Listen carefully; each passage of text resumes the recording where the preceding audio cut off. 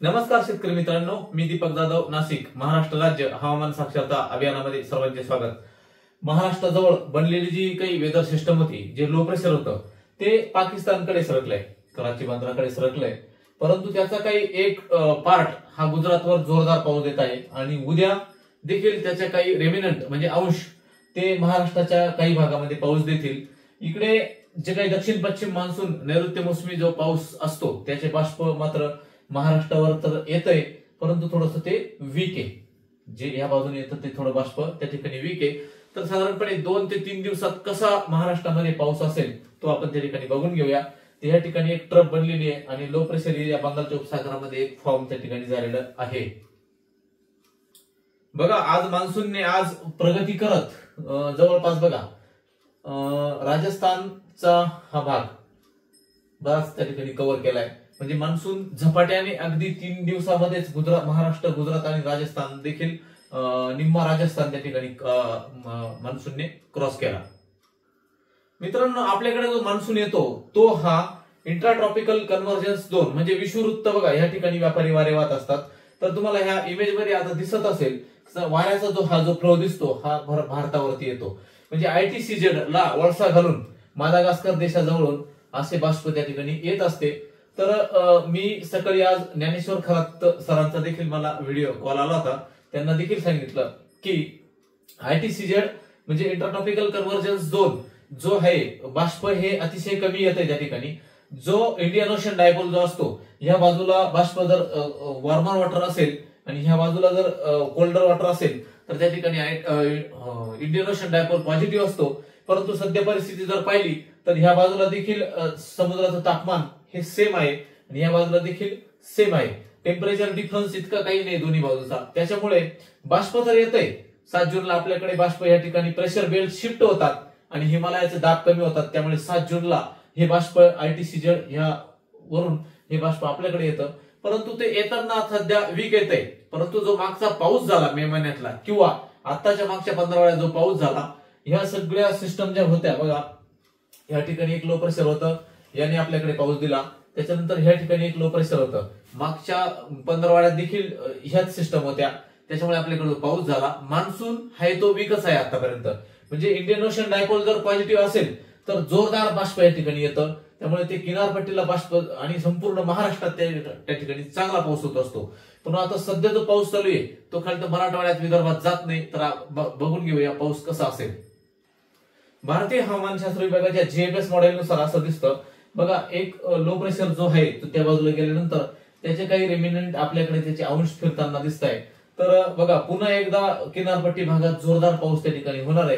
तर उद्या देखील नाशिकच्या भागामध्ये नंदुरबार, नाशिक, धुळे आणि जळगाव त्या ठिकाणी जळगावचा काही भाग या भागात जोरदार पाऊस होणार आहे। पुण्याच्या भागात देखील पाऊस होणार आहे। जसं पूर्वेला जाल तसं त्या ठिकाणी बाष्प हे कमी होत जातं, त्यामुळे नागपूरकडे देखील दुपारनंतर स्थानिक वातावरण निर्माण होऊन पावसाचे चान्सेस आहेत। परंतु जो मध्य भाग आहे त्या ठिकाणी कसा पाऊस असेल आपण त्या ठिकाणी बघूया। 20 तारखेला देखील ह्या भागात पाऊस दिसतो बघा, नाशिककडे 19 आणि 20 तारखेला नाशिक आणि पुणे या भागात, अहिल्यानगर आणि छत्रपती संभाजीनगर ह्या भागात त्या ठिकाणी पाऊस दिसतोय। त्या 20 तारखेला धुळे, नंदुरबार ह्या भागात पाऊस त्या ठिकाणी दिसत नाही। परंतु बघा, ह्या भागामध्ये देखील मराठवाड्याच्या या भागामध्ये जर एखाद्या 2 ठिकाणी स्थानिक वातावरण निर्माण झालं तर त्या ठिकाणी पावसाचे चान्सेस त्या ठिकाणी आहेत। बघा मित्रांनो, मी तुम्हाला जे सांगितलं ना की आपल्याकडे इंडियन ओशन डायपोल हा वीक असल्यामुळे साधारणपणे बाष्प ह्या दिशेने येतंय बघा, बाष्प तर येतंय, बाष्पाचे फ्लो हे अरबी समुद्रावरून येत आहे। परंतु पाऊस कुठे होतो? पालघर, ठाणे, रायगड, रत्नागिरी, सिंधुदुर्ग या भागामध्ये तो जोरदार पाऊस त्या ठिकाणी होत असतो बघा, या ठिकाणी जोरदार पाऊस होतो। परंतु मात्र आता ह्या ठिकाणी सह्याद्रीच्या उंच रांगा आहे, जेव्हा कोकणाचे हे 4 जिल्हे सोडले, पालघर, ठाणे, रायगड, रत्नागिरी आणि सिंधुदुर्ग यांना जोडणारे एक घाट आहे, जे आपण 7 घाट म्हणतो गोव्यापर्यंत, जे कसारा घाटापासून तांबा घाटापर्यंत अगदी आंबोली घाटापर्यंत, या 7 घाटांमध्ये हे जे नाशिक, अहिल्यानगरचा काही भाग, पुण्याचा भाग, साताऱ्याचा भाग, सांगलीचा भाग आणि कोल्हापूरचा भाग। तर आता ह्या जिल्ह्यांमध्ये साधारणपणे नाशिकचे जे काही पश्चिम भाग आहे त्याच्यामध्ये बघा, त्र्यंबकेश्वर, घोटी, पेठ, सुरगाणा आणि इगतपुरी या तालुक्यांमध्ये साधारण पश्चिम भागामध्ये जर बघितलं तर त्या ठिकाणी संततधार पाऊस आजही चालू होता। आणि आज संध्याकाळी सिन्नरच्या भागात देखील पाऊस होता.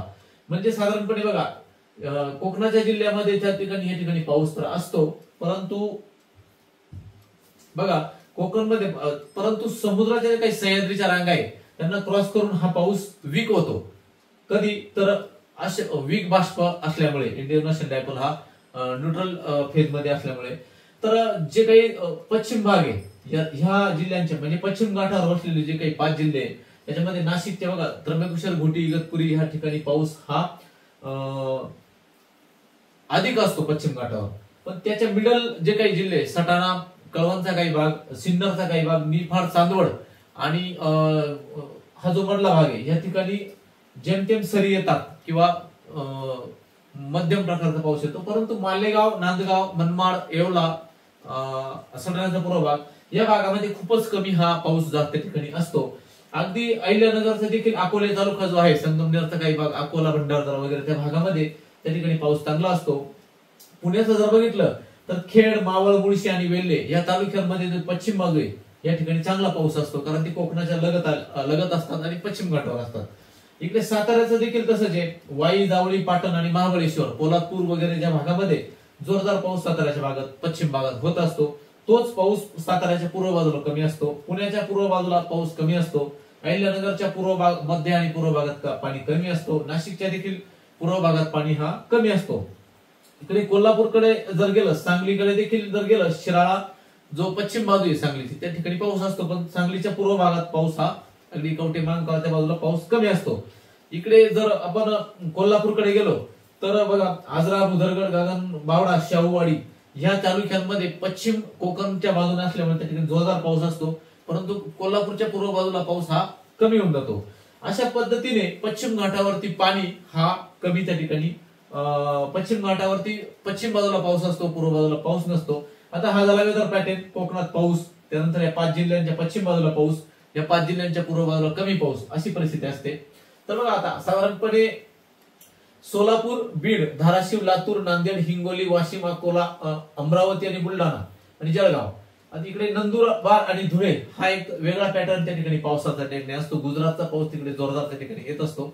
तर ह्या भागामध्ये बघा, या भागामध्ये उद्या काय होईल, जर एखाद्या 2 ठिकाणी स्थानिक वातावरण निर्माण झालं तर छत्रपती संभाजीनगरचा पूर्व भाग, बुलढाणा, वाशिम, अकोला, अमरावती, हिंगोली, परभणी, जालना, बीड या ठिकाणी एखाद्या 2 ठिकाणी स्थानिक वातावरण जर निर्माण झालं तर दुपारनंतर या ठिकाणी थोडाफार पाऊस होऊ शकतो.